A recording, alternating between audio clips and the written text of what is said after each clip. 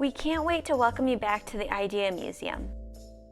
With the well-being of our members, visitors, and staff in mind, we've implemented several new measures for your return.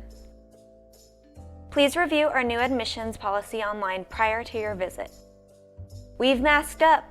Also, you'll notice we now offer timed tickets and online reservations. We have enhanced cleaning protocols during and between timed entries, and we are handing out individually packaged activity materials. We've also added additional hand sanitizer throughout the museum.